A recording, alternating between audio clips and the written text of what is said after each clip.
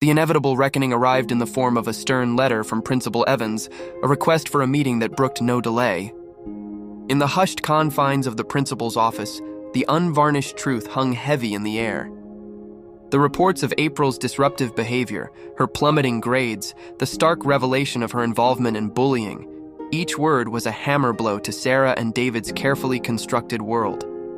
They looked at April, then at each other, a shared realization dawning in their eyes. They had missed it all. The principal's recommendation for counseling felt like a last resort, a lifeline thrown to a drowning child.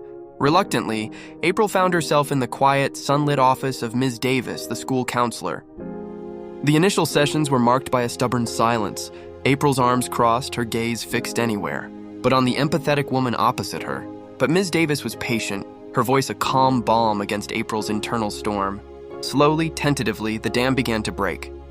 The words, long suppressed, tumbled out, the raw fear of the bullies, the crushing loneliness of being unheard, the desperate, misguided attempt to find power in cruelty. Ms. Davis listened, truly listened, offering no judgment, only understanding. It was in these sessions that April began to see the hollow victory of her chosen path. The change wasn't instant, but it was profound. April started to pull away from Chloe's group, the thrill of their defiance replaced by a gnawing emptiness. A quiet apology to a bullied classmate felt more powerful than any taunt she'd ever uttered. Her grades began to climb, a small victory, but a victory nonetheless. The weight on her shoulders, accumulated over months of pretense and anger, gradually lifted. One evening, April walked into the living room where Sarah and David sat, their faces etched with a familiar weariness. Taking a deep breath, she began to speak, her voice trembling but clear. She apologized, not just for her actions, but for the hurt she had caused.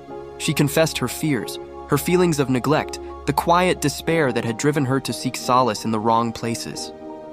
Sarah and David listened, truly listened this time, their eyes brimming with a mixture of regret and fierce love. Tears flowed freely as they embraced, a broken connection slowly mending. They promised to be present, to lend an ear, to prioritize her voice above all the noise of their busy lives. And this time, April knew they meant it. The morning light filtering into April's room felt brighter, lighter. Her bed was made, her books neatly stacked. There was a quiet strength in her step as she walked towards the school gates. She wasn't surrounded by a raucous group, nor was she walking alone. She saw Chloe and Mark in the distance, a flicker of acknowledgement passing between them and her. But April's gaze was fixed elsewhere. She saw a classmate, once a target, offer a small, shy wave. April returned it, a genuine smile blooming on her face. The adventure was not in the chaos she had embraced.